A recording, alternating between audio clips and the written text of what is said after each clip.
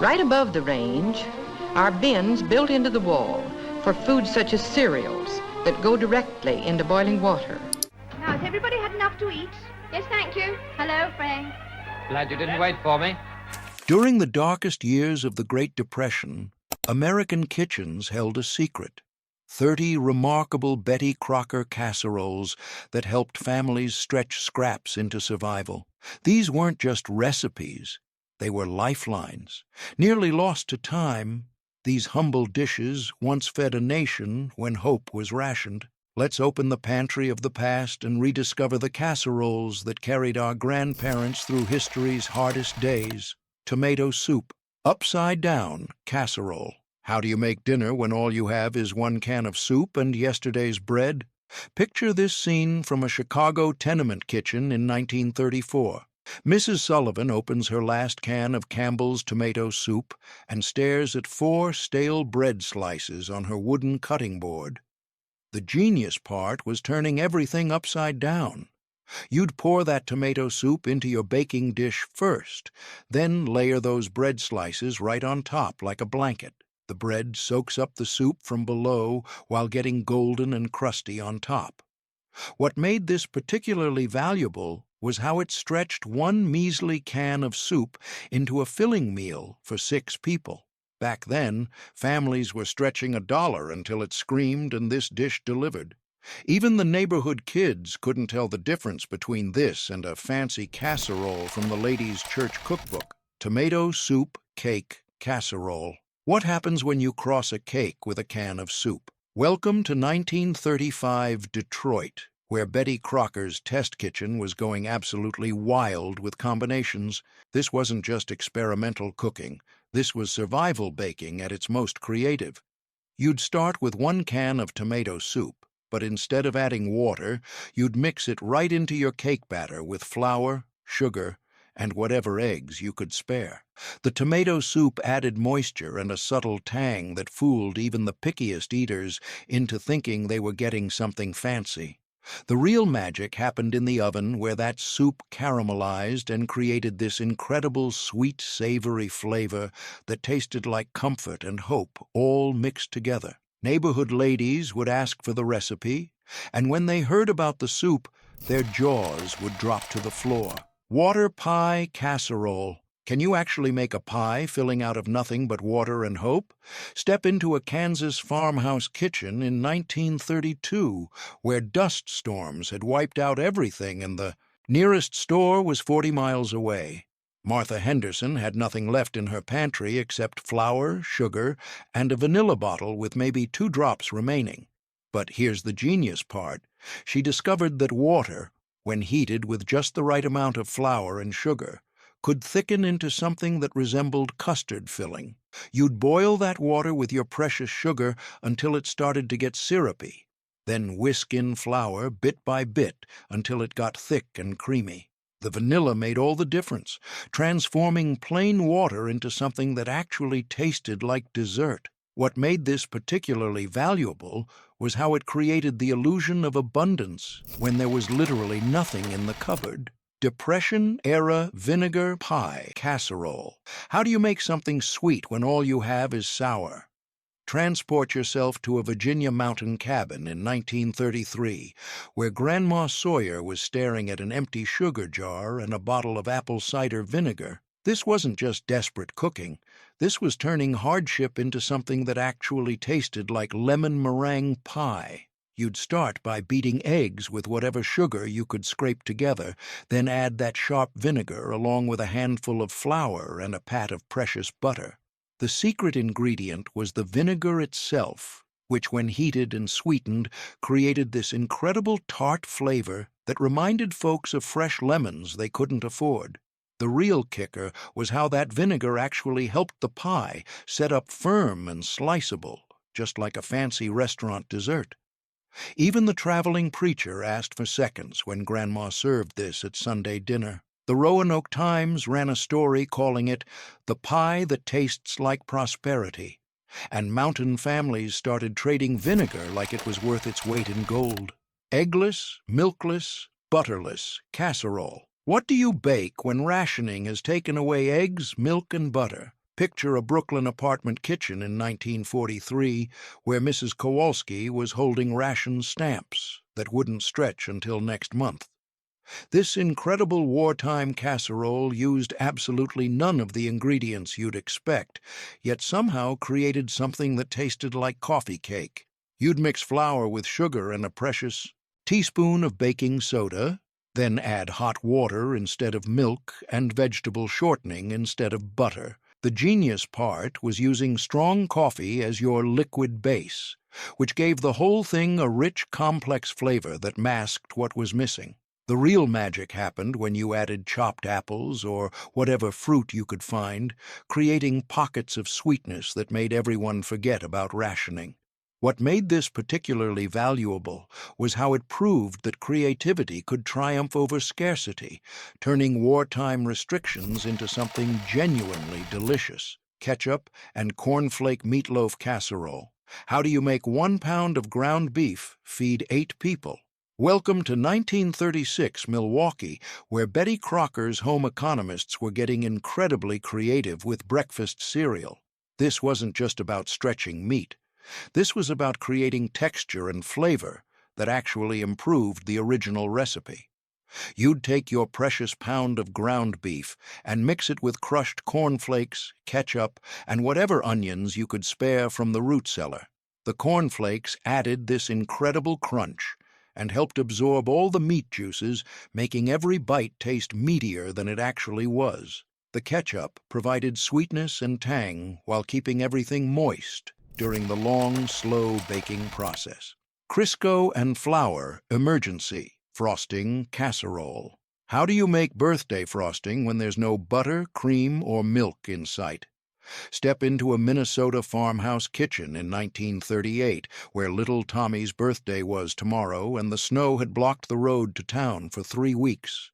Mrs. Anderson discovered that Crisco shortening, when whipped with powdered sugar and a splash of vanilla, could transform into something that looked and tasted exactly like real buttercream frosting.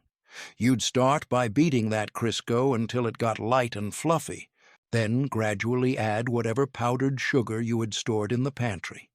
The secret ingredient was adding just a tablespoon of hot water, which helped everything come together into a smooth, spreadable consistency that actually fooled even the pickiest eaters. The real magic was how this frosting held its shape for decorating, allowing mothers to create beautiful roses and borders that made humble cakes look like bakery masterpieces. Prune-Stuffed meat ring. What happens when you shape ground meat into a ring and stuff it with dried fruit? Transport yourself to a San Francisco kitchen in 1939 where Mrs. Chen was combining her Chinese heritage with American casserole traditions. This wasn't just fusion cooking, this was cultural survival in a dish that nobody saw coming. You'd shape your ground meat mixture into a ring mold, leaving a hollow center that you'd pack with chopped prunes soaked in warm broth. The prunes added natural sweetness and moisture that kept the meat from drying out during the long baking process. The real genius was how those prunes broke down and created this incredible sauce that flavored the entire meat ring from the inside out. Mock oyster casserole. How do you create the taste of fresh oysters when you live 1,000 miles from the ocean? Picture an Iowa kitchen in 1934 where Mrs. Murphy was craving the oyster stew her grandmother made back in Boston, but fresh oysters cost more than a week's groceries. The genius part was using soda crackers soaked in milk, seasoned with celery salt and a touch of butter, to create something that actually tasted like the real thing. You'd crush those crackers into irregular chunks, then soak them in warm milk until they got soft and spongy like oyster meat. The secret ingredient was a tiny bit of fish sauce or anchovy paste, which gave that characteristic briny ocean flavor that made the illusion complete. Calf's brain and macaroni gratin. How do you make organ meat appealing to children who refuse to eat anything unusual? Welcome to a Pittsburgh steel worker's kitchen in 1937, where Mrs. Novak was dealing with picky eaters and a butcher who sold calf brains for practically nothing. This wasn't just about using cheap ingredients.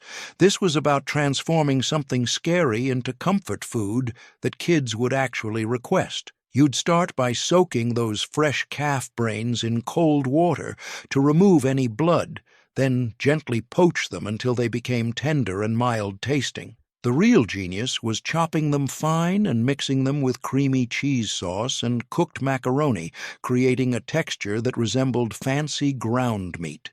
The secret ingredient was plenty of sharp cheddar cheese, which masked any unusual flavors and made the whole dish taste like the most luxurious mac and cheese imaginable. Carrot and peanut butter casserole.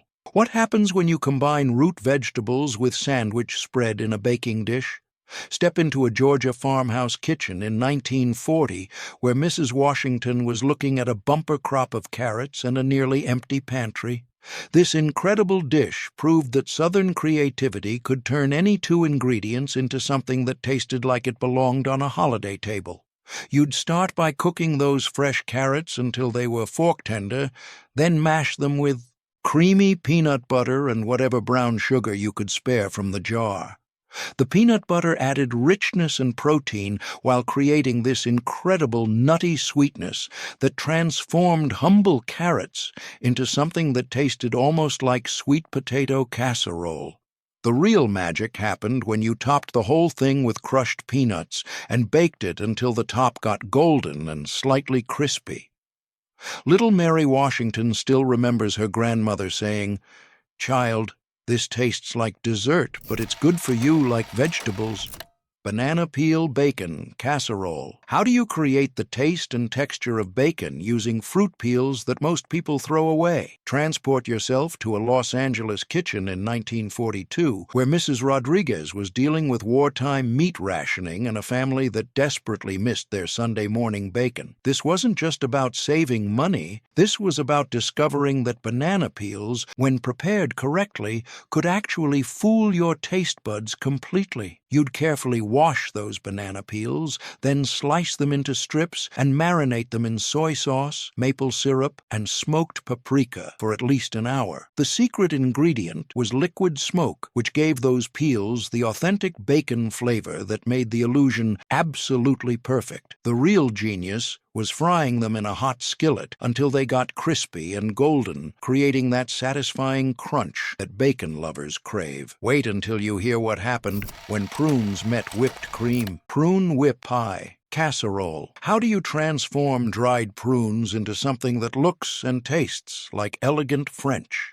Mousse? Picture a Boston boarding house kitchen in 1935 where Mrs. O'Sullivan was serving 12 hungry boarders on a budget that wouldn't stretch to fancy desserts. This incredible dish proved that even the most humble ingredients could be transformed into something worthy of a fancy restaurant. You'd start by cooking dried prunes until they were soft enough to mash smooth, then fold them into beaten egg whites that had been whipped to stiff peaks. The prunes provided natural sweetness and a rich purple color that looked absolutely beautiful in a glass serving dish. The secret ingredient was a splash of lemon juice, which brightened the flavor and kept the whipped whites from deflating during the folding process. The real magic happened when you chilled this overnight, allowing all the flavors to meld together into something that tasted like sophisticated European dessert. Pickle and Spam roll-ups casserole. What happens when you wrap canned meat around pickles and bake the whole thing into a casserole? Welcome to a Minneapolis factory worker's kitchen in 1944, where Mrs. Johnson was stretching wartime rations and discovering that weird combinations sometimes created the most satisfying meals. This wasn't just about using what was available.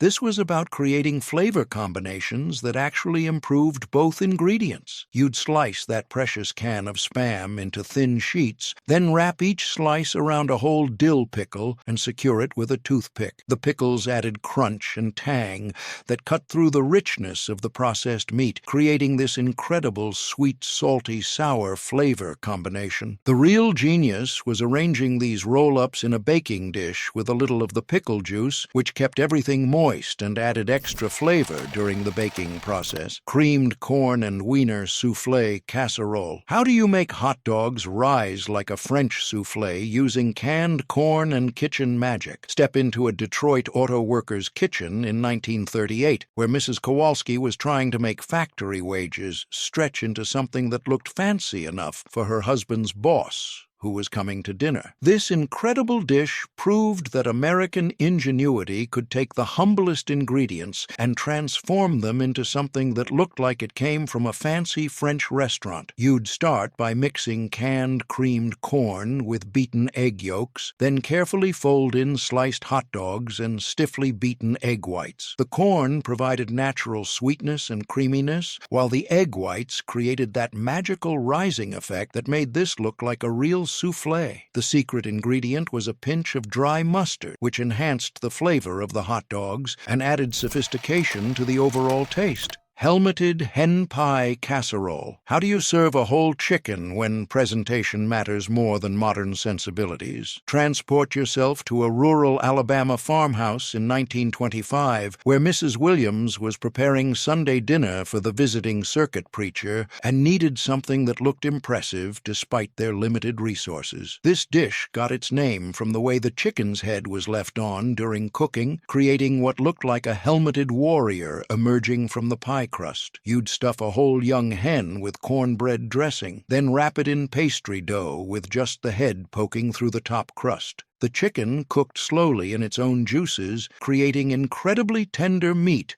while the pastry absorbed all those wonderful flavors. The secret ingredient was bacon grease, rubbed all over the skin before wrapping, which kept the meat moist and added that smoky flavor that made everything taste like celebration. Doormouse and chestnut cassoulet. How did a recipe from ancient Rome end up in 1920s American casserole collections? Picture a sophisticated New York City apartment in 1928 where Mrs. Vanderbilt was hosting a themed dinner party celebrating foods of the ancient world and discovered that wealthy Romans actually considered dormice the ultimate delicacy. This wasn't just about being exotic. This was about recreating authentic historical flavors that had been lost for centuries. You'd prepare dormice by stuffing them with chestnuts and herbs, then slow cooking them in a clay pot with white wine and aromatic vegetables. The chestnuts provided sweetness and texture. Beaver tail and potato hot dish.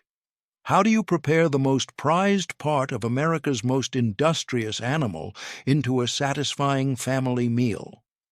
Welcome to a Minnesota logging camp kitchen in 1912, where Cookie Henderson was feeding 30 hungry lumberjacks using whatever the trappers brought in from their winter lines.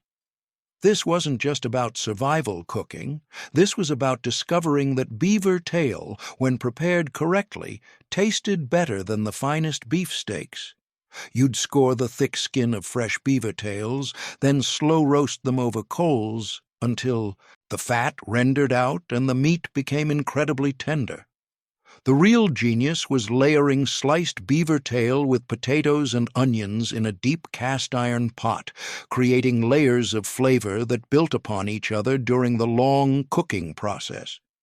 The secret ingredient was wild juniper berries, which added a piney flavor that complemented the rich, fatty meat perfectly. Old Cookie would say, "Boys, this here beaver tail is what built America, one dam at a time." What made this particularly valuable was how one beaver tail could stretch into a meal that satisfied 30 working men who burned thousands of calories every day. Even the camp foreman, who had eaten in fancy Chicago restaurants, declared this the best meal he'd ever tasted in the wilderness.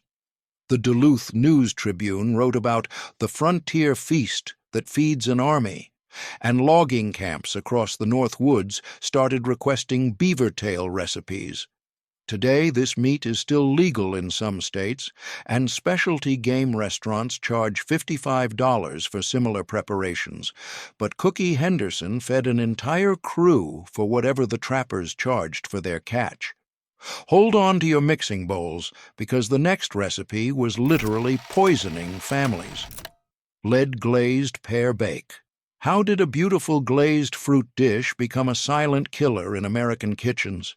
Step into a wealthy Philadelphia mansion kitchen in 1890, where Mrs. Astor was preparing an elegant dessert using the finest glazed pottery imported from England, not knowing that the beautiful shine came from lead-based glazes that leached into acidic foods.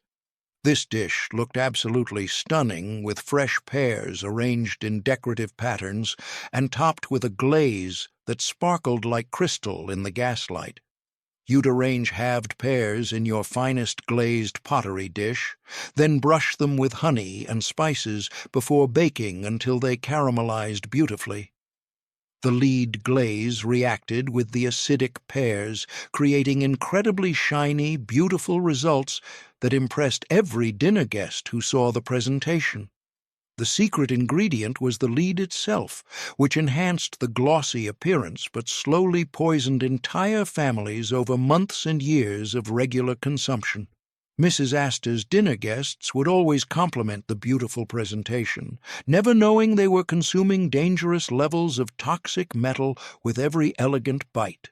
What made this particularly tragic was how the wealthy families who could afford the finest pottery were actually poisoning themselves with their own luxury. The Philadelphia Inquirer eventually wrote about the beautiful dishes that brought death, but only after decades of mysterious illnesses were finally traced to lead poisoning. Today we know that lead-glazed pottery should never be used for food, and museums display these dangerous artifacts as reminders of how beauty can hide deadly secrets. The next dish had a name that scared away anyone who heard what it was really called. Poison pear and bacon strata how? Did a delicious breakfast casserole get such a terrifying name that mothers whispered the recipe in secret? Transport yourself to an Appalachian mountain kitchen in 1905 where Granny Hutchins was using wild pears that grew on trees locals called poison pear because they looked similar to toxic plants that grew nearby. This wasn't actually dangerous. This was about local knowledge that separated the edible wild pears from their deadly lookalikes. You'd layer day-old biscuits with crispy bacon and sliced wild pears, then pour beaten eggs and milk over everything before baking until golden. The wild pears had an incredibly intense flavor that was much stronger than cultivated fruit, creating this incredible sweet tart taste that balanced perfectly with salty bacon. The secret ingredient was wild honey from mountain beehives, which enhanced the natural pear flavor and helped everything bind together during baking. Granny Hutchins would tell the neighbor women, "Don't you go using store-bought pears for this. Only the wild ones have enough flavor to stand up to that bacon." What made this particularly valuable was how it used free wild fruit that grew abundantly in the mountains, turning foraged ingredients into a hearty breakfast that kept mountain families satisfied all morning. Even the traveling doctor who visited the mountain communities declared this the best breakfast he'd ever eaten. The Charleston Gazette wrote about the mountain dish with the scary name, and families started teaching their children how to identify the safe wild pears. Today, foraging restaurants charge $38 for similar wild fruit and meat combinations, but mountain families created this using ingredients that literally grew wild outside their cabin doors. Just when you think you've heard it all, wait until you see how they disguised vegetables as dessert. Beaten chocolate, red velvet casserole. How do you create the illusion of luxurious red velvet cake using root vegetables from your garden? Picture a Mississippi Delta kitchen in 1943 where Mrs. Washington was trying to recreate the fancy red velvet cake from the hotel in Jackson, but wartime rationing had made food coloring impossible to find. This incredible discovery proved that nature could provide both color and flavor in ways that actually improved the original recipe. You'd start by cooking fresh beets until they were tender enough to puree smooth. Then mix that vivid red puree into your chocolate cake batter, along with whatever cocoa powder you could spare. The beets provided natural sweetness and incredible moisture while creating that signature red color that made everyone think they were eating something expensive and sophisticated. The secret ingredient was apple cider vinegar, which reacted with the beet puree to intensify the red color and create that slight tang that real red velvet cake was famous for. Mrs. Washington's neighbor, Mrs. Johnson, took one bite and declared, "Honey, this tastes even better than that fancy cake from the hotel in town." What made this particularly valuable was how it turned abundant garden vegetables into something that looked and tasted like bakery luxury. Even the Methodist preacher asked for the recipe when Mrs. Washington served this at the church social, never suspecting he was eating vegetables for dessert.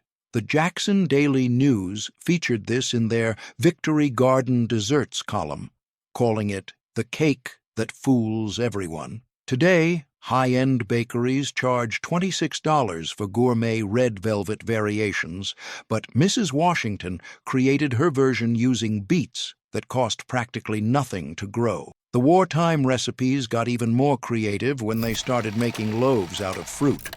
Ration-era prune loaf. How do you create a satisfying meat-like dish when actual meat is rationed to 4 ounces per person per month? Welcome to a San Diego Navy wife's kitchen in 1944, where Mrs. Martinez was feeding her 3 growing boys while her husband was deployed in the Pacific Theater. This incredible creation proved that dried fruit, when prepared correctly, could actually satisfy a family's craving for substantial, protein-rich food. You'd soak dried prunes overnight until they plumped up, then grind them with walnuts and breadcrumbs to create a mixture that held together like meatloaf. The prunes provided natural sweetness and binding power, while the nuts added protein and that satisfying chewiness that growing boys needed to feel full. The secret ingredient was sage and onion powder, which gave the whole loaf a savory flavor that made it taste more like stuffing than fruit dessert. Mrs. Martinez's youngest son, Tommy, would say, "Mom, this tastes just like the turkey loaf Grandma used to make before the war started." What made this particularly valuable was how it created the illusion of abundance when meat was so scarce that families were saving their ration stamps for special occasions. Even the other Navy wives in the neighborhood started asking for the recipe when they saw how satisfied the Martinez boys looked after dinner. Bean stretcher, chili mac casserole. How do you make 2 cups of beans, feed 12 people, and still have them asking for seconds? Step into an Oklahoma Dust Bowl kitchen in 1934, where Mrs. Patterson was looking at her last 2 cups of pinto beans and a family that hadn't had a truly filling meal in 3 weeks. This wasn't just about making food last. This was about creating the psychological satisfaction of abundance when there was barely enough to survive. You'd start by cooking those precious beans until they were soft, then mix them with cooked macaroni noodles and whatever tomatoes you had managed to preserve from last summer's garden. The real genius was adding chili powder and cumin, which created bold flavors that made every bite seem more substantial and satisfying than it actually was. The secret ingredient was cornmeal, which you'd stir into the mixture to thicken everything and add that subtle corn flavor that made the whole dish taste heartier. Mrs. Patterson would tell her neighbor, Mrs. Thompson, "The trick is making them think they're getting more than they really are, but doing it with flavor, not trickery." What made this particularly valuable was how it turned a tiny amount of protein into something that could satisfy a large family and still leave them feeling genuinely full. Even Mr. Patterson, who worked construction and needed substantial meals, declared this filled him up better than some restaurant dinners he'd eaten before the Depression hit. The Oklahoma City Times wrote about the dish that makes little into much, and families started sharing their own bean-stretching secrets across the Dust Bowl communities. Today, Tex-Mex restaurants charge $17 for similar chili mac combinations, but Mrs. Patterson fed her entire family for less than 65 cents. This recipe became legendary throughout the Dust Bowl region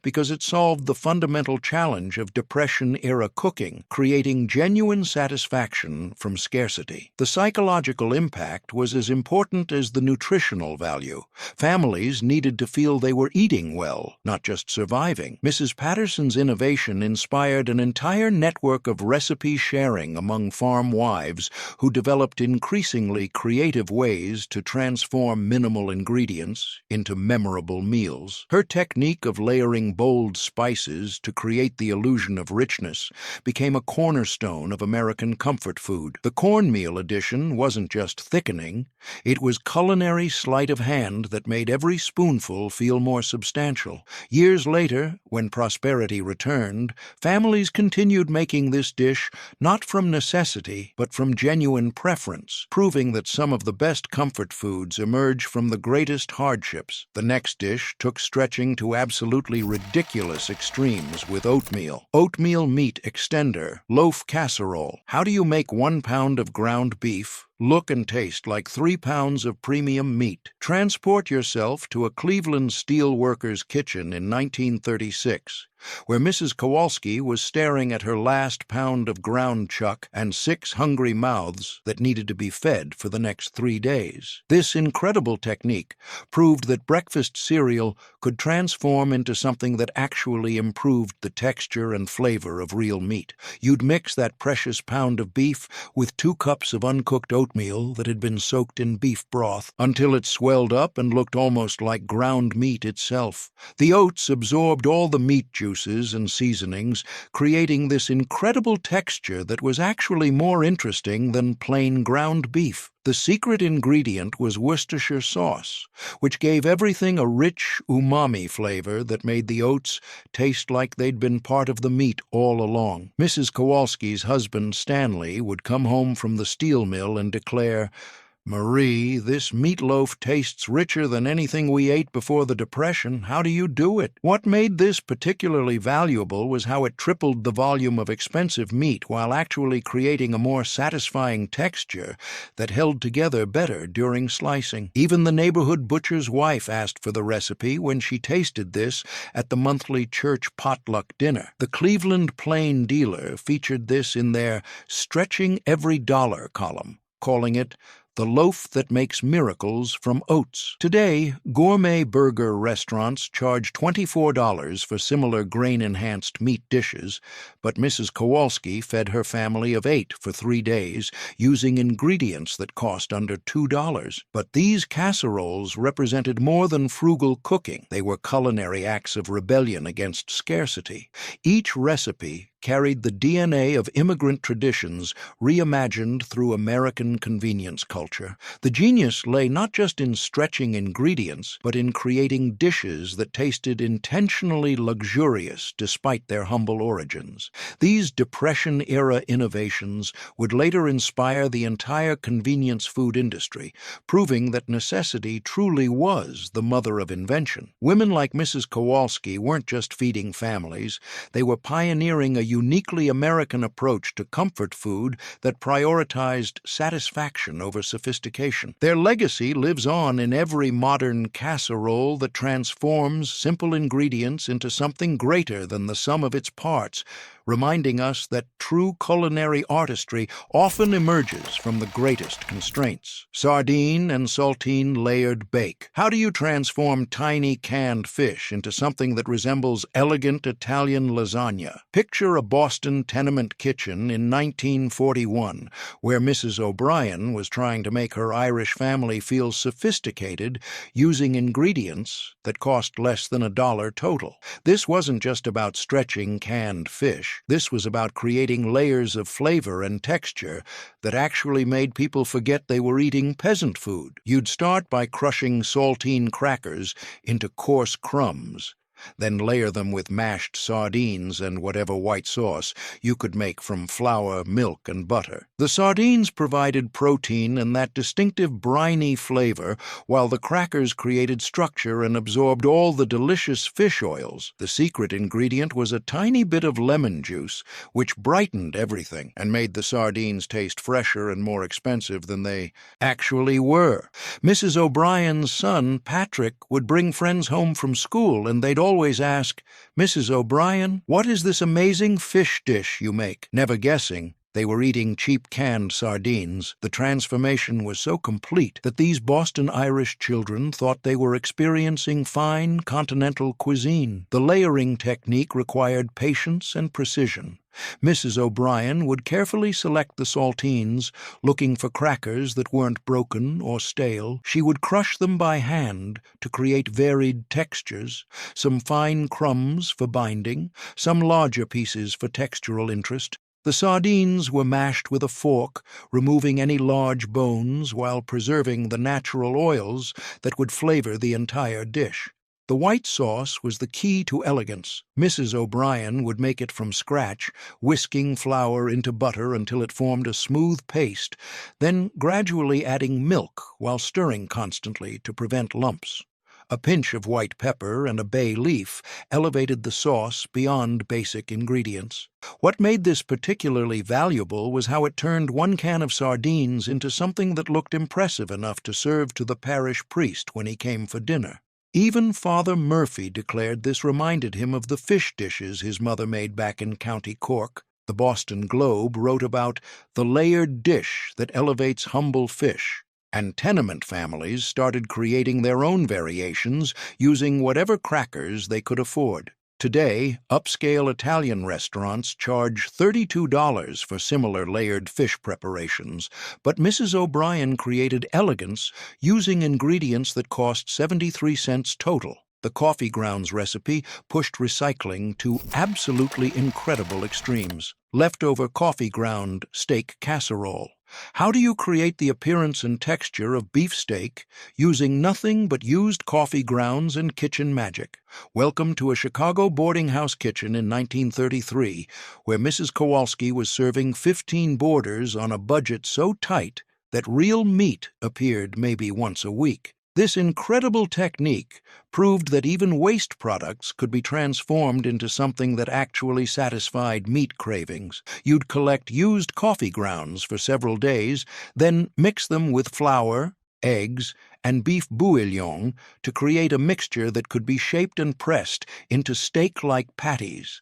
The coffee grounds provided texture and a rich, earthy flavor that actually resembled the complexity of well-seasoned beef when prepared correctly. The secret ingredient was kitchen bouquet browning sauce, which gave these patties the perfect brown color that made them look exactly like real grilled steaks. Mrs. Kowalski's preparation became legendary among boarding house operators across Chicago. She would carefully dry the used coffee grounds on newspaper, spread across her kitchen table, then grind them finer with a rolling pin to achieve the perfect texture. The mixture required precise ratios. Too much flour and the patties would be dense and flavorless. Too little and they would fall apart during cooking.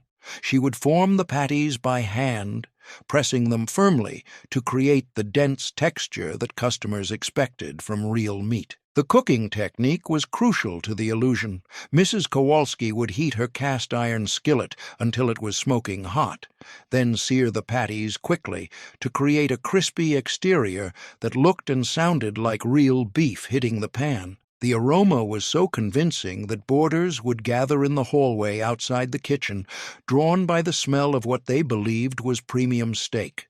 Mrs. Kowalski's boarder, Mr. Peterson, who worked at the stockyards, took one bite and declared, "Mrs. K, this tastes better than some of the cheap steaks they serve downtown." The psychological impact was as important as the flavor.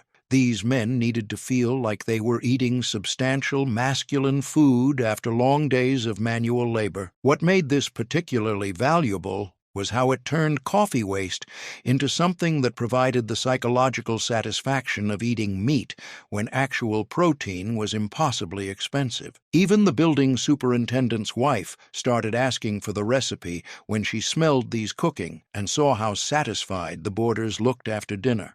Mrs. Kowalski would share her technique with other boarding house operators, creating a network of women who supported each other through the hardest economic times in American history. The Chicago Tribune wrote about the steak that grows from coffee grounds, and boarding house operators across the city started saving their used grounds instead of throwing them away.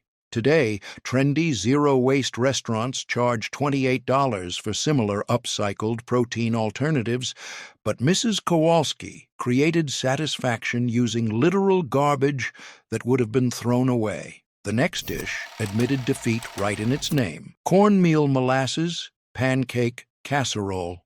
How do you make breakfast stretch into dinner when pancake syrup costs more than the pancakes themselves? Step into a Vermont farmhouse kitchen in 1932, where Mrs. Henderson was trying to make breakfast ingredients create a satisfying evening meal for her family of 7. This wasn't just about repurposing breakfast food. This was about discovering that cornmeal and molasses could create something that actually tasted like dessert when baked properly. You'd mix cornmeal with flour and whatever eggs you could spare, then add dark molasses instead of expensive maple syrup to create a batter that was both sweet and substantial. The molasses provided deep, complex sweetness, while the cornmeal created texture that was more satisfying than regular pancakes. The secret ingredient was bacon grease, which you'd pour over the top before baking, creating crispy edges that tasted almost like coffee cake. The preparation became a family ritual that brought the Henderson children together around the kitchen table. Mrs. Henderson would have her oldest daughter Sarah measure the cornmeal while the younger children took turns stirring the thick batter. The molasses was precious. They bought it in small quantities from the general store, and every drop had to count. Mrs. Henderson would heat it slightly to make it easier to pour, then slowly drizzle it into the mixture while the children watched in fascination as the batter turned golden brown. The baking process filled the farmhouse with an aroma that made the whole family gather in the kitchen before dinner time. The bacon grease would sizzle and pop on top, creating a crispy crust that contrasted beautifully with the tender interior. Mrs. Henderson would test for doneness by inserting a knife into the center, and when it came out clean, she knew her family was about to experience something that tasted far more expensive than its humble ingredients suggested. Mrs. Henderson's husband Ezra would say, "Martha, this tastes like something they'd serve at the fancy hotel in Burlington, but somehow it fills you up better." The pride in his voice meant everything to Mrs. Henderson, who had worried that her family would feel deprived by the simple farm meals she could afford to prepare. What made this particularly valuable was how it turned cheap breakfast ingredients into something that could serve as both dinner and dessert for a large family. Even the neighboring farm wives started requesting the recipe when they tasted this at the monthly Grange Hall meeting. Word spread through the farming community that Mrs. Henderson had discovered something special, a way to make cornmeal and molasses taste like luxury. The Burlington Free Press featured this in their Farm Kitchen Innovations column, calling it the casserole that serves double duty. Today, brunch restaurants charge $19 for similar cornmeal and molasses dishes, but Mrs. Henderson fed her entire family for under 75 cents worth of ingredients. Some dishes were so mysterious that even the cook didn't know what was inside. Mystery meat, surprise, casserole. How do you create a satisfying dinner when you literally don't know what meat you're cooking with? Transport yourself to a Pittsburgh soup kitchen in 1934, where volunteer cook Mrs. Murphy was working with donated ingredients that came without labels or explanations. This wasn't just about using mystery ingredients. This was about discovering that when you season and cook meat properly, the specific type becomes much less important than the technique. You'd take whatever meat had been donated that day, grind it up with onions and whatever vegetables were available, then season it heavily with salt, pepper, and any spices you could find. The real genius was adding plenty of potatoes and carrots, which absorbed the meat flavors while creating bulk that made everything more satisfying. The secret ingredient was Worcestershire sauce, which added umami depth that made any kind of meat taste richer and more complex than it actually was. Mrs. Murphy's approach to mystery ingredients became legendary among soup kitchen volunteers across Pittsburgh. She would examine each donation carefully, looking for clues about what kind of meat she was working with. But she learned that identification was less important than proper preparation. Her philosophy was simple. Ladies, the secret is cooking with love and good seasoning, not worrying about what kind of animal it came from. The grinding process was crucial to the success of the dish. Mrs. Murphy would use the kitchen's large hand-crank meat grinder, processing the mystery meat along with onions and garlic to create a base that would absorb seasonings evenly. She developed an intuitive sense for ratios, adding vegetables not just for nutrition, but to extend the protein and create a more satisfying texture.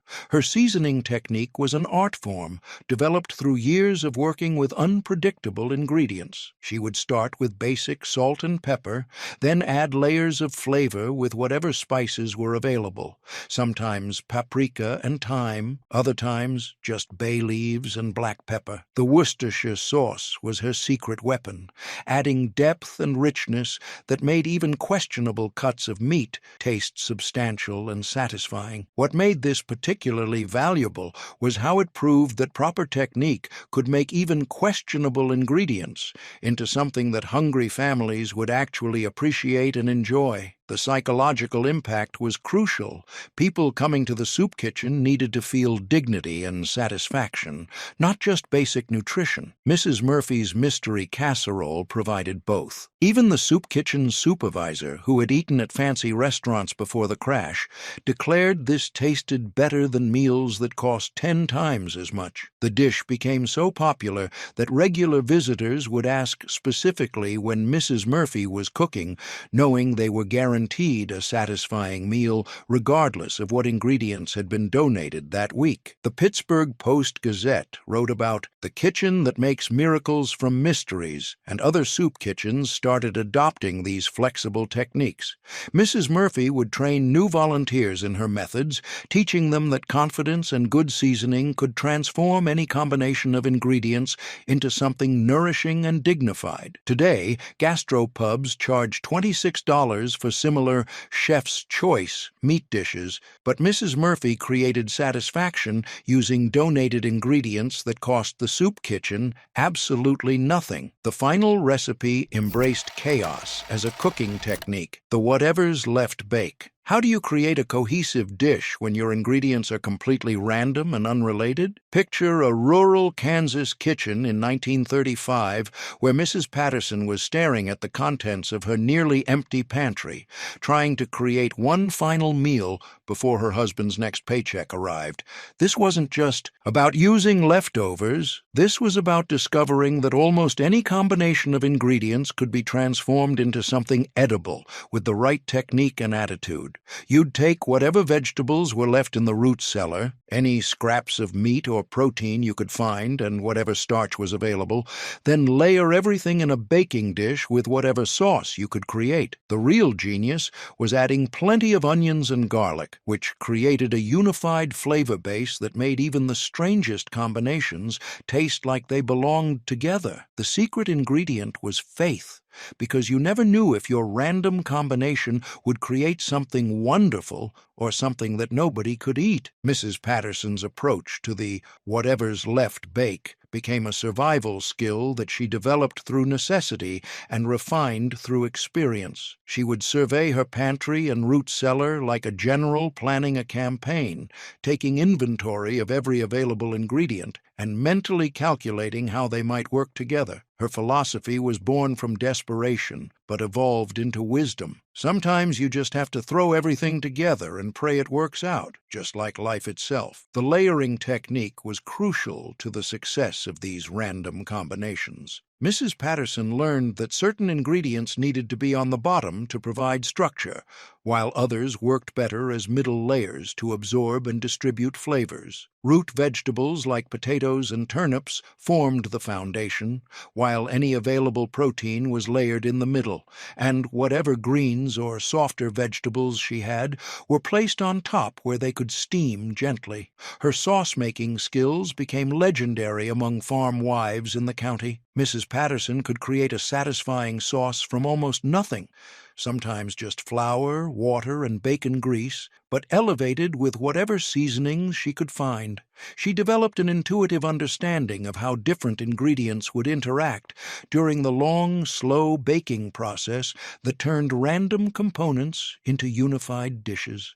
The most remarkable aspect of Mrs. Patterson's whatever's left bakes was how they often created more balanced and interesting meals than carefully planned menus. The randomness forced creative combinations that no cookbook would have suggested, but which often resulted in surprisingly delicious discoveries. Her children would eagerly anticipate these mysterious dinners, never knowing what combination of flavors awaited them. Mrs. Patterson's daughter, Mary, still remembers the excitement of these experimental meals. "We never knew if we'd get something wonderful or something strange, but it was always an adventure, and somehow Mom almost always made it work."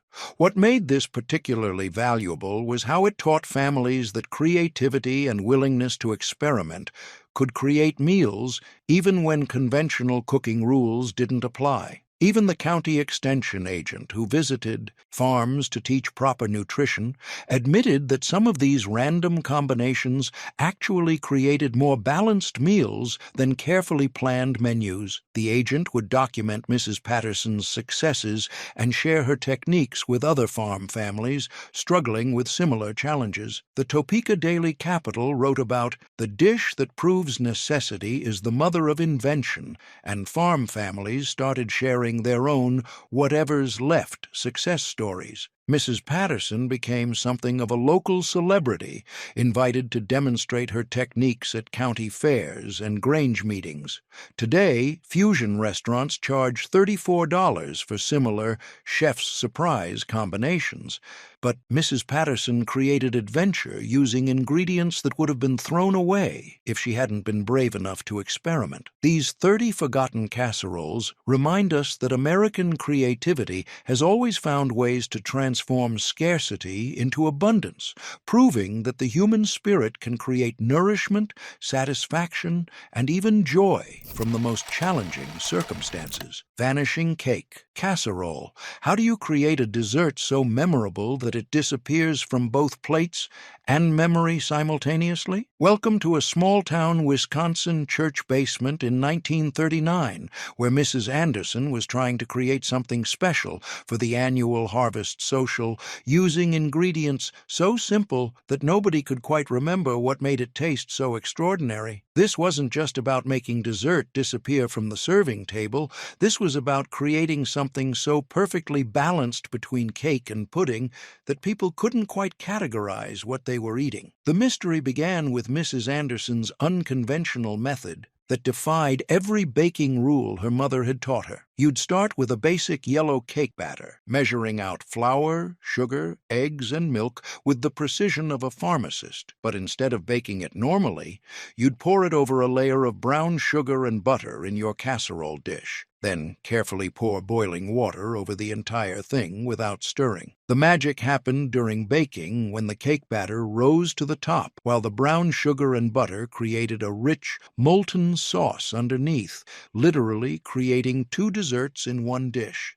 The alchemy was mesmerizing. What started as separate layers transformed into something entirely new, with the top becoming a tender, golden cake, while the bottom bubbled into a luxurious caramel sauce that seemed to appear from nowhere. The secret ingredient was vanilla extract, lots of it, nearly 2 full teaspoons, which gave everything a warm, comforting flavor that made people think of childhood and home cooking. But Mrs. Anderson had another trick. She'd add a pinch of salt to the brown sugar layer, which intensified the sweetness and created depth that kept people guessing about that elusive flavor they couldn't quite identify. Mrs. Anderson's neighbor, Mrs. Johnson, would always say, "I can never quite remember what's in this, but I dream about it between church socials." Women would study their empty plates, trying to decode the mystery, some insisting it was pudding cake, others claiming it was upside-down cake, but everyone wanted the recipe for.